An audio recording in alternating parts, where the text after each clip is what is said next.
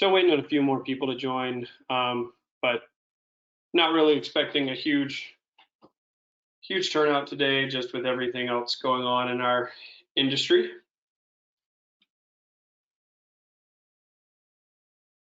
So we'll give it another minute or so and then get going. Also, while you're waiting, just so you know, there is on the right hand side, there's a questions tab. Since everybody's kind of muted coming through, and that's just so we don't have people talking over each other. You can type a question. Yep, Steve. Who knows what's happening in our industry? Who knows? All jokes. I have a couple more people joining. And yeah, Steve, I'm doing well. Thanks for asking. So again, for those of you that just joined, there is a question deal on the right-hand side that you can type in your questions. I'll try to keep that open so I can monitor the questions and get to them as we go through things. So with that being said, I'm going to go ahead and get started. I think everything's sharing correctly.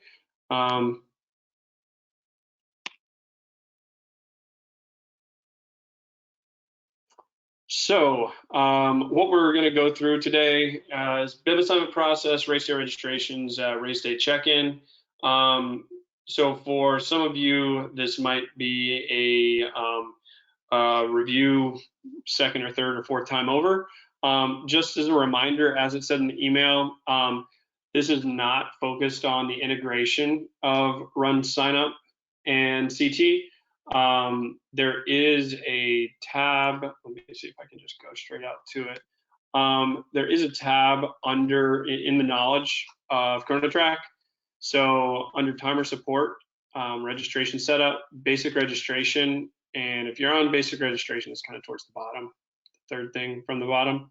So intro to RunSignup and CTL. And so it does give you a breakdown of how to set things up, how to sync, and some FAQs.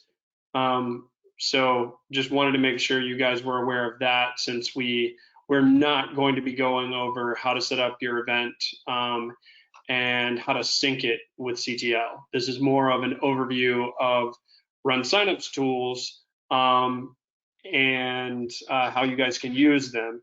And so I kind of have a love-hate relationship with PowerPoint. So I'll probably get going. I'll probably do bid management via the PowerPoint, and then after that, just jump through and do like a live demo on our test race.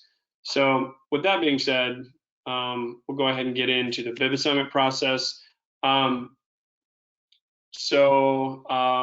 do have bid management tools within RunSignup. So some things to note, especially if you're scoring in CT, I don't actually, in CTL, I don't know offhand if the same is true for Fusion, or sorry, if you're timing in Simple Client versus Fusion. I do know if you're in Simple Client, for instance, if you go in and assign like a bib number there, and you're using the check-in app and allow for bib numbers to be changed or added within our check-in app, it will overwrite your bib number on Simple Client. So just be mindful of that. So this first thing we're talking about is more in regards to assigning registration within RunSignup before you pull down or anything like that. So how do you get to it? Under the dashboard, go race day. I think it's race day tools now, and assign bibs and chips. So, and here, I'll just pull this open so it's just easier to toggle. So this is a fake but live event. So we're on our dashboard. If we go to race day tools and bibs and assign bibs and chips, this is how you're getting to all of your options. So why use the bib management? There are a couple things, and some of these don't apply to you if you're timing within CTL. But you can send out personalized emails with replacement tags if you have these bib numbers assigned in advance. You can set it to be set bib numbers to automatically be assigned when people are registering. And there are two different ways to do dynamic bib assignment, one through the check-in app, one through web check-in. And so we'll go over both of those. And there is a live sync through the API into CTL. So like when you're using, say, the check-in app or web check-in, and you do assign a bib number, it does take, like, say, for the check-in app, it does take about 15 to 20 seconds to sync with RunSignup. But once that happens, your CTL API is just waiting and looking for any changes, and as soon as that change is seen, it is going to push that change out. So like you just saw on this picture, we've got a number of different options in assigning the bibs, and I'm going to skim through these. If you do have additional questions, again, you can ask them live, and I'll try to get to them while we're on the same page. If for some reason I breeze through it, I will go back and make sure all the questions are answered by the end of it. I'll go top to bottom, even though that's not kind of the normal. You know what? No, I'm not going to go top to bottom. Sorry. I'm going to go with import bib and chip numbers first. Part of the reason is because it's how I have the slide set up, and part of it's because this is the one that most people are the most familiar with. So the way I liken this is if you have your current procedure as pulling down the data from RunSignup into a CSV, and then assigning the bib numbers within that CSV report, and then uploading it into CTL. So all of this can be done within RunSignup the same way. This is also if you have like a spreadsheet of all the unused bibs that you might have that are already tagged. It's one way that you can, kind of use a random assortment of bibs that don't really follow a rhyme or reason. So the way this is done, you can download your participant data, and again, this is not my suggested way of doing things, but it 100% is effective, and it's just not the most efficient way of assigning bibs. So you can download your participants, you sort them in the CSV however you want to, you assign the bib numbers, and then upload the data back up. So, and here's kind of what you're doing. So you're pulling it down, you're assigning the bib numbers however you want to, and then you're uploading it. And again, this one is the import bib and chip numbers right here. And so when you choose a CSV file, it will map the reg ID and bib number together. So one normal use case that I see for this quite a bit is like a pool swim triathlon, where you're seeding different groups by a custom question, like what is your estimated 100-meter swim time? And so you want to, in this scenario, maybe let the fastest people go first. And so you would pull this down and sort by that response, smallest to largest, and then you would, pull down and drag whatever bib numbers you have in there. And then you don't have to clear out all this other data. But you can if you want to. All you really need in there is your reg ID and bib number, and you can import that in. You don't need to import your chip number. All of that is likely for you done in CTL, especially if you are using a different number or tag sequence than your bib numbers. So just keep that in mind. The next one, and again, we were on this import. Next one is manually assigning. So manually assigning is just that. If you manually assign, you can select for which event or all races, and you can quite literally search and go through all of these people and assign bib numbers manually. There's not many use cases for this, except for some really small races. And I'll be honest, someone about a month and a half ago gave me a singular use case that they needed this, and it was perfect for them. But they also said that their race is 50 teams, and so they don't have to worry about it. It's just a very, very small number of people. And so if I go back to Bibs, assign Bibs and chips on our live event, and we go to manually assign, and we pick for all races. Oh, hold on one sec. So it is going to pull up. It is going to pull up this type of screen. So let's see. Assign bib numbers. Just the assign bib numbers is once you select that, you do get 6 different options. And in terms of how you want to sort and assign, the kicker here is this is not moving forward. So no new registrants, will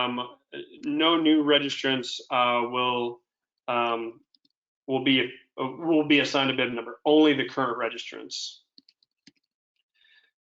So again, you can go with last name, first name, address. You can do by age. This does have a number of different ways to do it. Also, this should existing bib numbers be overwritten. This is the only place within all of these bib assignment. The only place in all of these that that if you select this button and assign bib numbers, it will overwrite any bib numbers that you currently have in there.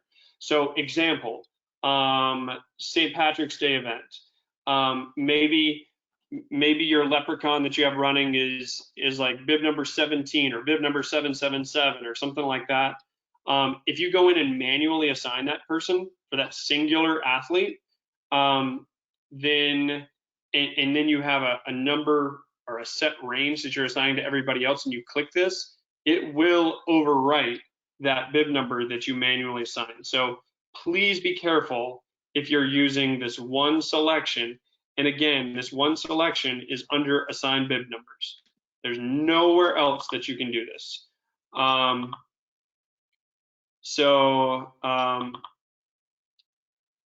Let's see. This one right here is assign bib numbers at time of registration. So when you click that, it brings up different ranges that you can set. So you can share ranges across different events. You can have up to 2 ranges per event. And this one does move forward. So as people continue to register, you can continue to assign those bib numbers. So like the first person to register would get for the 5K would get bib number 101. Next person would be 102. After bib number 200, they would get 401. Same goes for the 5K relay. Again, this is just test data, so whatever, it could be a 10K instead. After they hit 300, the next number they share, you can see how it's shared with other events. So there's only going to be one 401, but whoever gets here first gets that number. And at that point, once both of these have completed this first range, both of them sit in the second range. And because they're shared with other events, they do not duplicate those numbers. By clicking this button, if you already have previous registrants, it will assign those people bib numbers. Again, if you click that button and you've already assigned some bib numbers in there, it will not overwrite the bib numbers that you currently have in. So the next thing is assign through quick participant report, which drops you into web check-in and the check-in app. So I'm going to skip through some of those for right now because we're coming back to it. And we'll go directly into race day registration, unless you guys have any questions presently about bib assignment before we go into race day reg. Again, if you do, questions, you can type them into the bottom, and I will answer them up for you.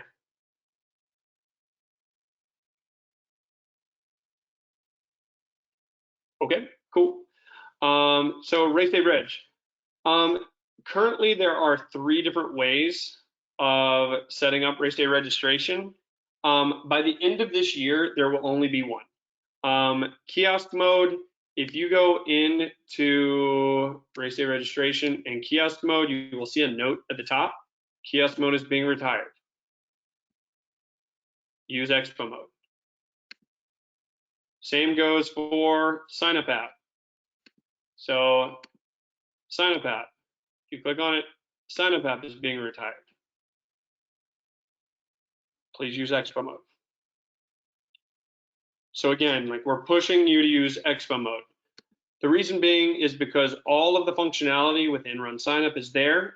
It does take into account your sales tax that needs to be calculated. You can manage both teams, relays, and multi-person registrations. The perfect example of this is a turkey trot. The average person registering at a turkey trot is registering more than one person. And I think most of you would agree. All the turkey trots you're timing, you've got, mom and dad registering, or you've got, grandmother and daughter, or what have you. There are multiple registrations going on. Expo mode / private Expo mode is the only one that can manage 2 registrations or 2 entrants in the same payment. So all the rest of them, you're going to have, they still work, but the first person is going to register, they're going to type in their credit card information, and then the next person is going to have to register and type in their credit card information, and it slows down the process and it frustrates the participant. So this will be getting a new name. I think it's going to be called race day registration or on-site registration. So you do have 2 passwords here. This password is to get into Expo mode. This one is for your offline payment, so like cash or check. So the assumption is, number 1, don't share this password with anyone except for whoever's handling the money. And that person handling the money needs to be close to your kiosk, like your Chromebooks or whatever you're using for people to register on. I personally find that registering on a computer or a Chromebook is way more pleasant for people than trying to register on a tablet. You do need to make sure that you have registration open during this time. You can limit it to just for Expo mode, but you do need to make sure you have registration open. Private Expo mode is what you're going to want to use, and this link within, and so if you go in and go to race day registration Expo mode, this link right here is what you're going to want to use to get to Expo mode. So again, you're going to go to race day registration, Expo mode, enable private Expo right here. You're going to set up the Expo and offline payment passwords, and then you will end up using this link. Before you do that though, you need to set up fast registration. There is another update coming that fast registration will be built into this page just to make things a little bit easier. So the place you find fast registration, the place I find it the most easy, is go up here to this little search button and type in the word fast. Or you can go to race registration, fast registration options.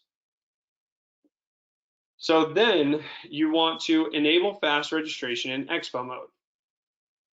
And this allows registration without an account.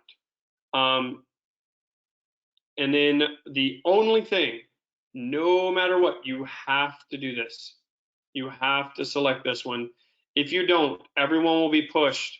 And we'll go to this right now. We'll scroll down and we'll see these options. So this is the one right here that we want to make sure is clicked, allowing participants to register without creating an account. Otherwise, they will be asked for their email address twice and their password twice.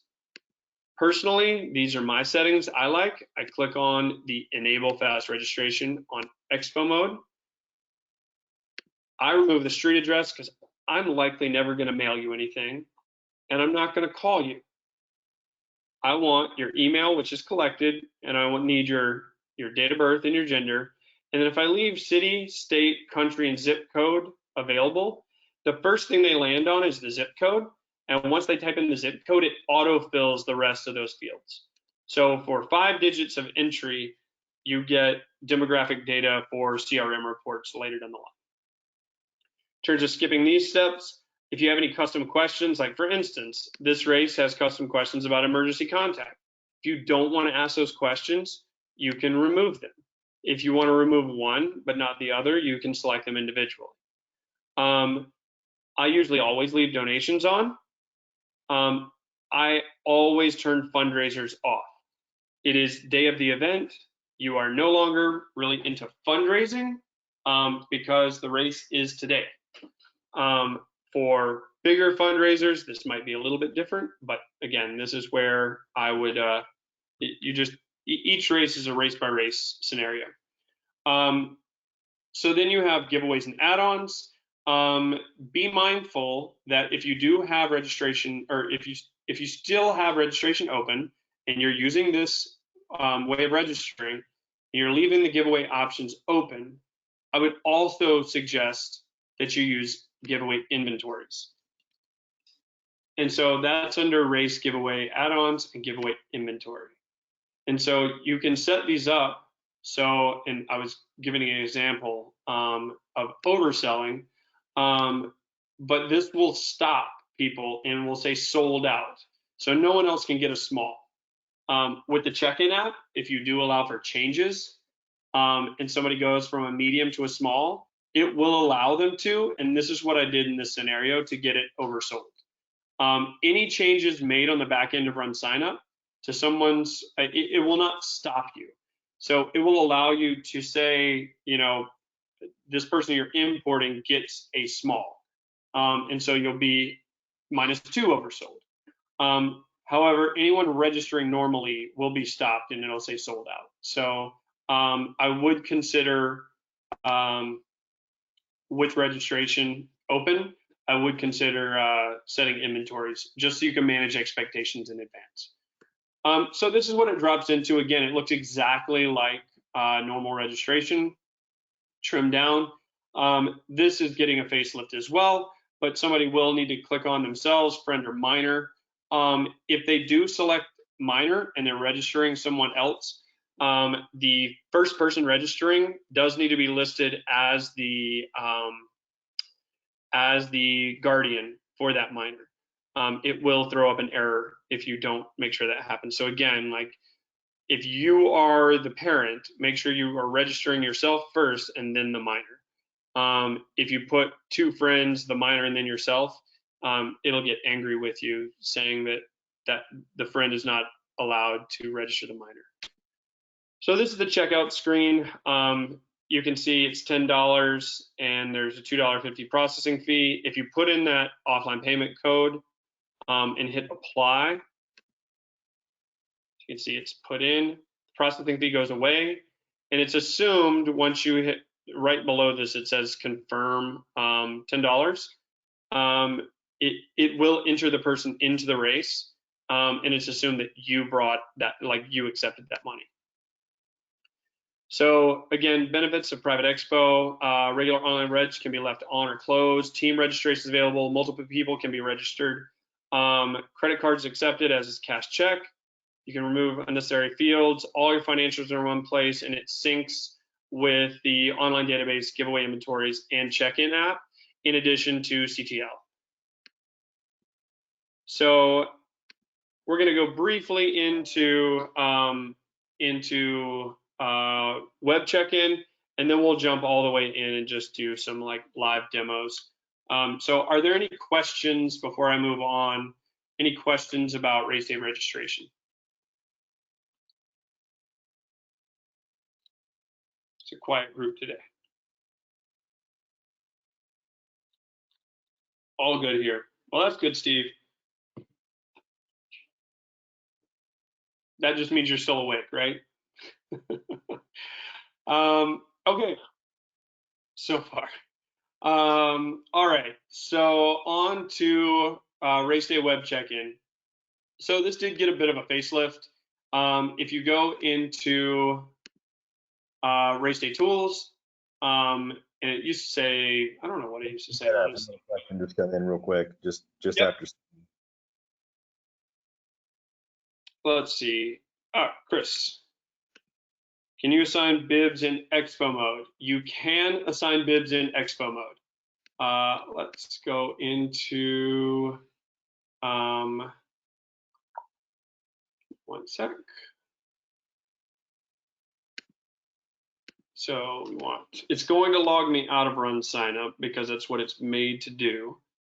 So if you want to assign bibs in Expo mode, you would show bib assignment after registration. So I will tell you this, this works very, very well. There is one workaround, and I just want to make sure everybody knows about it. So if you're going to use bib assignments, the bib assignment screen during this Expo mode, and you have two people registering at the same time, or two people registering in one transaction, and one is a 5K where you're requiring a bib number, and one is a fun runner who does not get a bib number, it's going to request a bib number for both of those participants. So you need to make sure that you have like some random sequence that you can just make up. The workaround is just to put in like a whatever 11,001 and 11,002 and stuff like that for your fun run. Obviously, you're not timing that group, but it is something that you do need to work around if you're using this. If everybody is in a category, if they're doing like one person was in the 5K, one person was in the 10K, one person was in the half marathon, no big deal because you're assigning bib numbers to all those people anyway. But again, if you've got like if you've got some event in there that is not getting a bib, then you do need to set up like you would just need to know a randomized group of bibs that you're not actually handing out. So one way of doing this is you can restrict it to allowed events. So it's just your timed events, and just allow fun runners to walk over, sign a waiver and hand $10, because since otherwise you don't really care about their information. But if you do include them, then again, you will need to like have that. If your bib numbers are 1 to 500, then 1001 to whatever is for your fun run. So yes. Any other question? Oh, yep.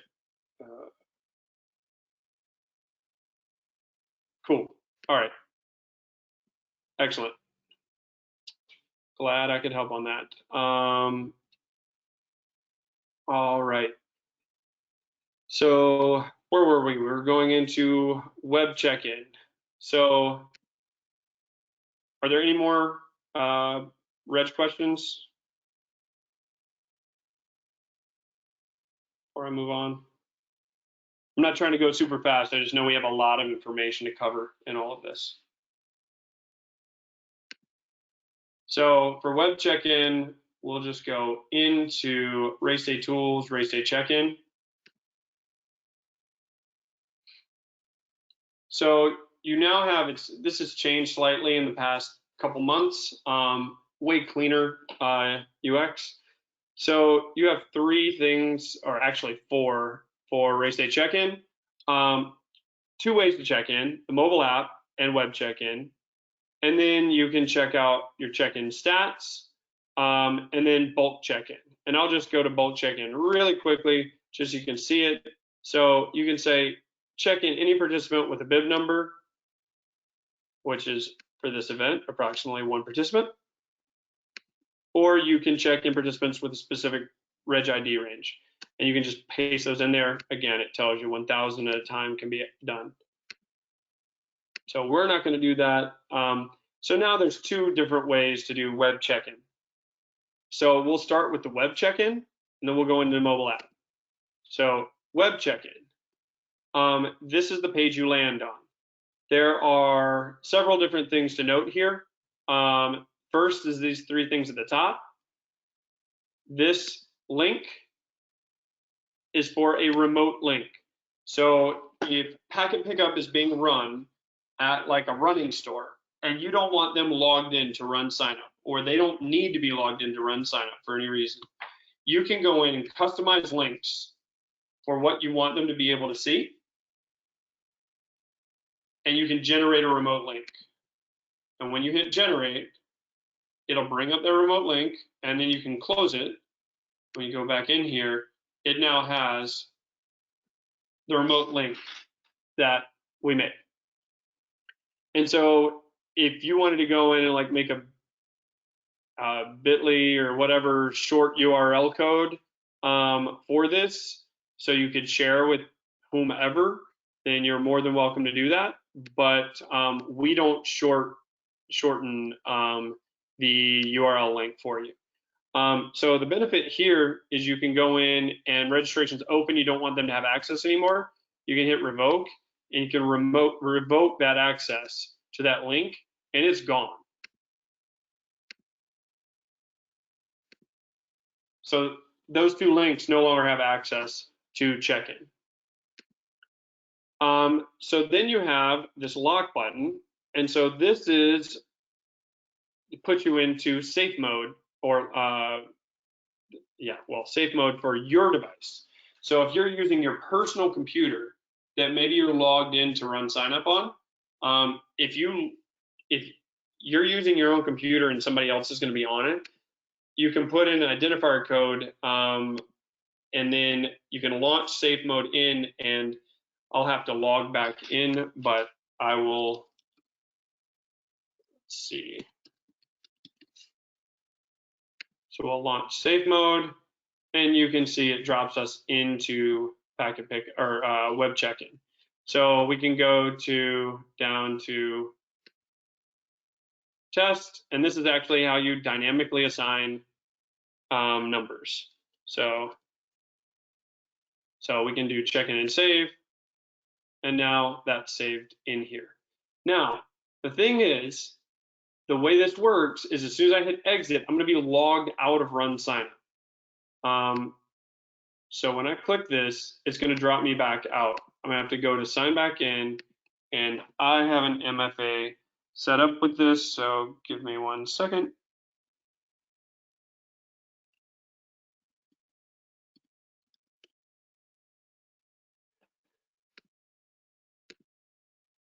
And so the whole point is to be logged out so that no one has access. So when we go into participants and view participants now, we can see Dan Test now has bib number 777. And again, that will link in, that will sync into RunSign or into CTL. Steve, I was going along, you'll have to tell me which part is a new feature. Sorry.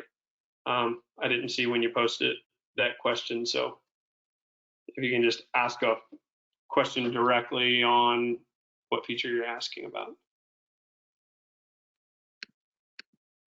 So going back, and I'll be on the lookout for your update, Steve. The URL for check-in. No, the URL for check-in is not new. It was just, what was it called? It was called like remote access or something like that, or that's not exactly what it was. I don't remember what the name was, but it's much cleaner now to see it. So it's not a new feature, but it is cleaner, and the revoke button is cleaner and all that. So, but it's not new. And if you're happy with the way it looks right now, you can use the current columns and generate a remote link. You don't have to customize the columns. And so then finally you have this this gear. So I just got it. So for team check-in, if you check in a number of people, so you can check in a number of people, but you'll still need to, the question was, what about large groups at check-in for teams and such? So personally, I really like the way the check-in app works because you can set the check-in app to make the group or team name searchable. And that functionality is super helpful. And but otherwise, you can use a barcode scanner with this. I will say that the barcode scanner does not work as well as like the mobile camera scanner does, and that's because number one, if you're going to use a barcode scanner, so let's go ahead and get at it here. If you're running this, you do have to have your cursor in the Reg ID field, and your barcode scanner would scan the QR code or the barcode from the registration confirmation. It cannot easily scan off of a mobile device though, and that's because it's using light, and the light reflects off the screen. So they do normally have to have it printed out if you're using a barcode scanner. If you're using the check-in app, and I'll go through and show you how the check-in app works, but if you're using the check-in app, it does scan because it's scanning with a camera, so you can scan the phones that somebody would have their registration confirmation on their phone. So in terms of groups, you would just be searching just like normal, like you would in this for web check-in. Let's see, are there any other, sorry, I'm trying to get to these questions. Which still support linked registrations? Yes, but we don't do linked registrations here. We do in the check-in app. So I'll go through that. And for those of you curious about linked registrations, it's basically like if two people register at the same time, it will ask you, do you also want to check in this second person because they registered together? So let's see. I think for the most part, and I'm gonna uncheck this person in only because I have a thing to scan for them. Excellent. No problem, Steve. No worries, man. All right. So does anybody have any other questions about the web check-in feature before I jump into the check-in app?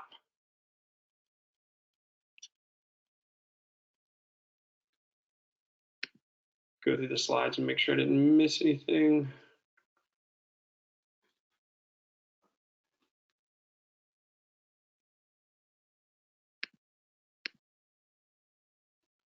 I think we're good there. You can specify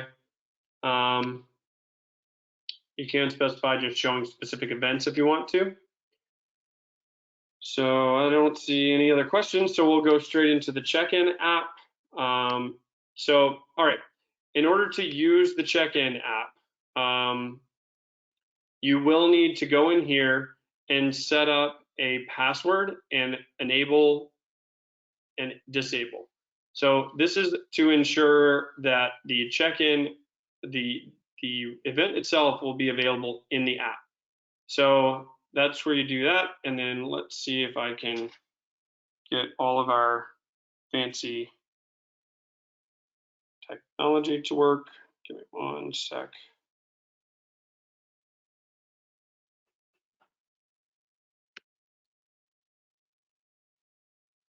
All right, so there's my phone. So I'm gonna click this check-in button. So a couple things with the check-in app. Number one, I would strongly advise you going into settings at the bottom right and changing your identifier. If you only use this app every once in a while, you should delete the database periodically. When you delete the database, basically all you're doing is archiving the data and getting it off of your phone. It's not clearing anything out of RunSignup.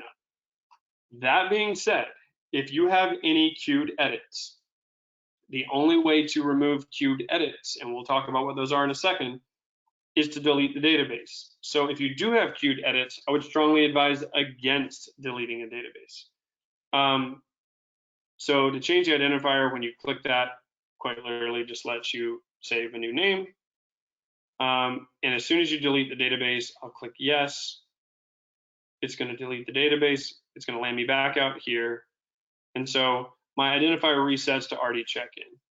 So I can reset it to crisp, hit save, and so we're good to go.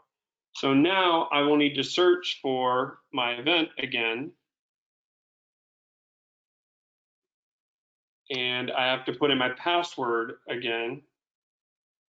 Let's see if I remember it. I had to change it for the, did I get it right? Got it right, sweet. Okay, so we're into the check-in app on my phone. So some things to note. I have not done any setting changes on this. So I will try to toggle back and forth on this stuff.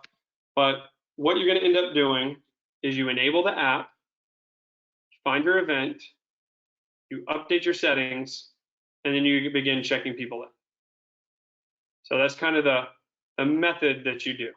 Now, the updating settings part is kind of a two-step process. One is updating the presets, and then the next is uploading the configuration. And what this means is you're going to go to the 3 lines at the top. I think I have all of this listed out. So first, you're going to do the device name, search for your event, click top 3 lines, and click settings. So top 3 lines, we're going to hit settings. So currently, there are no other presets, just the default preset. So what we're going to do is we're going to click add preset, change the preset name to whatever you want. I just put RSU test on there, and renamed it as you want to. So if we go to add preset and do like say timed, my suggestion would be for a timed individual not to have an optional bib number. It's required. This linked registration, Steve, this is what you were asking about right here. So it's still there. You can also require a waiver. So we'll click both of those. Granted, most of the people in this test event were imported, so the linked registrations aren't really going to work that well. So honestly, I'll just go ahead and turn that off. I don't care to see if the waiver was signed. If you want to see it, you can leave it on. You can turn on or off registration date. I want to see the giveaway because I want to see their shirt size. I want to see their add-ons. This is check-in. I don't care to see about their e-contact and e-name. Maybe I allow them to uncheck in and preserve event bib on event transfer. So if they go from like the 5K to the 10K and all my bibs are the same color, then that way I don't care about changing their bib over. If you've got like a 5K and a marathon and they're red versus white bibs with a different number sequence, maybe you don't want this checked. And so because you want to change their bib number. Prevent duplicate bibs is usually a pretty good thing to do. Validate bibs, I usually only turn on validate bibs if I have personalized bibs. By validating the bib, once you've assigned it to someone, it does not go back in the bib pool. So basically that means if John defers after you've prepped all the bibs and you've assigned him a bib number, then it's not given out to anybody else. So the other cool feature with the check-in app is this auto show camera on bib assignment. So I use dynamic bib assignment a lot, and I put QR codes on bibs. I think it's a great way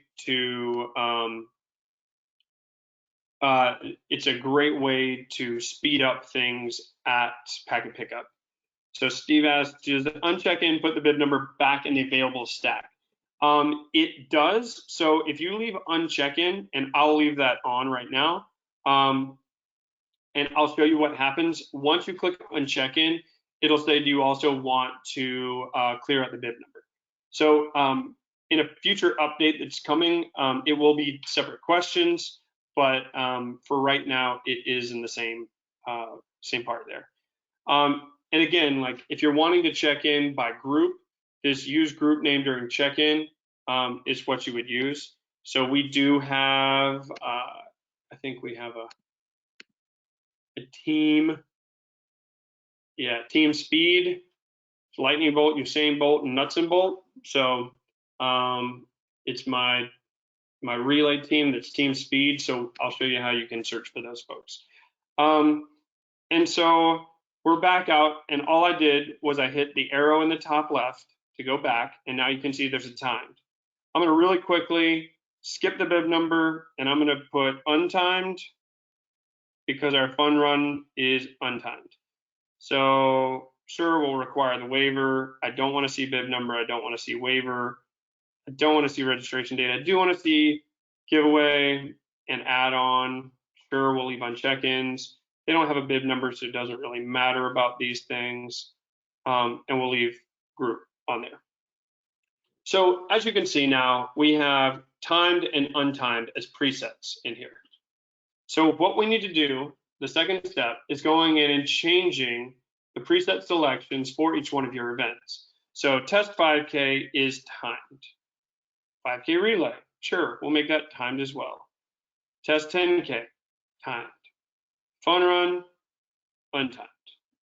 If you don't want to deal with the fun run at all, you can even turn off the visibility of the fun run altogether. You can select to hide checked-in participants. I, a lot of times, want to see the bib number on the left display and the check-in status on the right.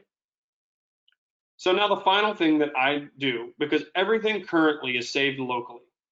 So if I exit out of these settings, I can use all of these settings locally, but nothing is in the cloud. Nothing can be gone. Nothing can be sent from like device to device. So what I'm going to do is I'm going to hit this very bottom upload configuration, and we'll call this CT test, and we'll hit save. And it'll say race configuration uploaded to the cloud. So now, if I'm on a second event, like if I'm on a second device, if I want to use 5 devices, all I have to do on my other devices is I'm going to change my identifier. I'm going to go search for my event. I'm going to click on the top 3 lines. I'm going to go to settings. I'm going to scroll to the bottom, and I'm going to say, okay, CT test, boom, and I want to use that. And it doesn't give you a confirmation, but it does, you will see up at the top, instead of just defaults, you'll have these presets selected. So now if we go back out, we can see people in there. And again, we've been using this on and off as a demo race. So there's people that already have bib numbers and they're already checked in. Let's see, Steve asked if a group or team has a mix of time and untimed participants. They will show up together, Steve. So the question is, if a group or team has a mix of timed and untimed participants, will they show up together if we do the linked registration setting? So it doesn't matter if they're timed or untimed at all. If I put in team into this, you see how and granted, it's because their team name is team speed. I would never use the like team to search, maybe speed. And you can see everyone in there. So you don't have to use the linked registrations at all. So a lot of times I don't use linked registrations because not everybody registered at the same time. And so if you're just searching in linked registrations and somebody registered separately for the same team, then they're not going to be on there. If you turn on, and I'm going to go back into settings, if you turn on this thing at the very, very bottom, use group check-in name or group name during check-in, if that's selected, then you can search by the name. Does that make sense? So the timed and untimed settings will call up based on that. I see what you're saying. So yeah, if you have timed and untimed, you would just, if you want both of them to show, like say you had some fun runners that also were doing the fun runners that were also on a team, yeah, you would just want to make sure that's selected as well. And you can search for that team and all of them will show up at the same time by searching for that singular team. So yes. So okay, let's check someone in. So I'm just going to randomly check in the flash. So when we hit the flash, we go to check in, and again, like let's see if I have. I'm gonna find an additional bib, and we'll go to check in. And remember, I set it to the camera to show up. So I'm hiding the QR code because it goes so fast that the moment it sees it, it auto-populates that number in there. So it reads it incredibly quickly. So as soon as that's in, all you have to do is hit assign to confirm that that's their bib number. So now their bib number is 1. The flash is bib number 1. So now if I go in and let's see where I have to hit refresh at some point. The flash is right here. It usually takes about, I don't know, 20 seconds or so to sync. There you go, the flash, bib number 1. And so as soon as it drops into RunSignup, it will resync with, or it'll push that change to your timing. So now, if we wanted to uncheck this person in, you have uncheck and clear bib. So clear bib, if you hit that, you have the ability to leave the person, leave them checked in and clear the bib, or take them out and clear the bib, whatever you want to do. So I decided to do both, and now they don't have a bib number and they're not checked in. So let's now assume that somebody brings their registration printed out, just because I personally don't have a second phone sitting around for the demo.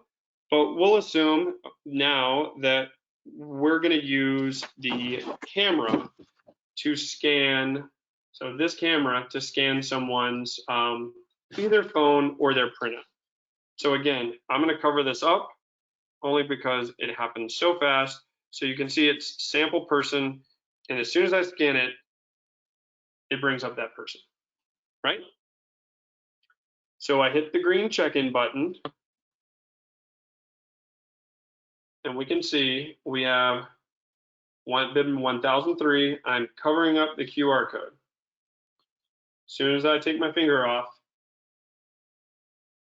it goes. So just for, and I'm going to cancel this because I want to show you how fast this can work. So if somebody has their phone and you're like, next person, all you have to do is you hit this camera, brings it up, hit check-in, brings it up, assign, go. That's how fast it can work. So it's very, very quick. How small can the QR code be? So I would chat with your bib manufacturer. The folks that I've spoken with said that it should never be smaller than ½ an inch, and they suggest at least 3/4 of an inch by 3/4 of an inch. They also said that they would suggest never doing like a negative. So like even if your bib, in like this instance, I'm going to uncheck them in and then check. Oh, sorry. Even in this scenario where it's a dark background, they always say to put a white square around it, because it will not work in the negative, like where the QR code's white and the and everything else is dark. So whether or not that's true, I don't know. I wouldn't push it. Normally, you have enough moving parts with with packet pickup that, you don't want to test things out at that time. Let's see, no problem. So one other cool thing is you can click these lines, and if you do disconnect from the internet, you will see queued edits in here. So if I go, and I'll just do a super quick test where I turn on airplane mode, go back in here, you can see it says in big letters, no internet connection. So I'm gonna go to test daughter, I'm gonna check in, and I'm gonna put in 55555. So that person's checked in, right? But they're not going to be in here because I don't have any internet connection. If I go in and look at the queued edits, I can see that this reg ID, which corresponds to test daughter 413927222, that's this person. These are the things that have changed. So if I go in and turn off airplane mode, the internet will connect at some point. So I can usually go into queued edits and they'll still see it there. However, if you pull down, it'll sync and no more queued edits.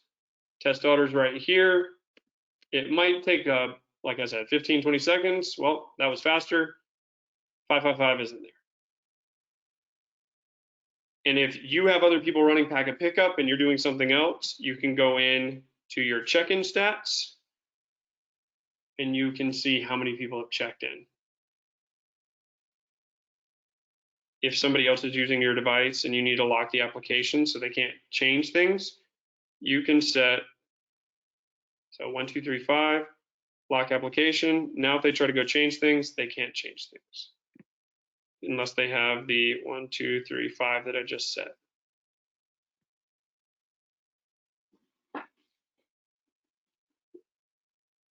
Any questions about the check-in app? I will say that your reports within RunSignup are way more detailed.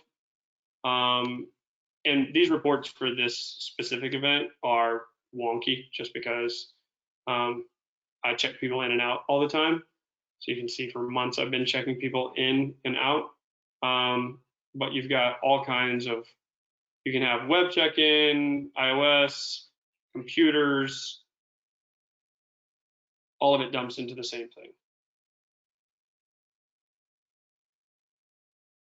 So this is a nice tool that I usually, in my after action with an event, I'll have a conversation with them about this information so that they feel confident in how many volunteers and how many lines that they had at packet pickup.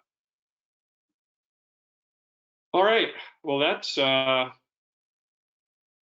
quick way going through an hour. Any other questions? Steve may have asked all the questions for you guys. I'm just giving you a hard time, Steve. All right, well, if you do have any other questions, I'm just giving you a hard time, man, no worries. If you do have any other questions, feel free to reach out. My email address is crisp, CRISP, @runsignup.com. So I'm here to support you as a timer. And James is on the line as well, who's has tons of experience with CT.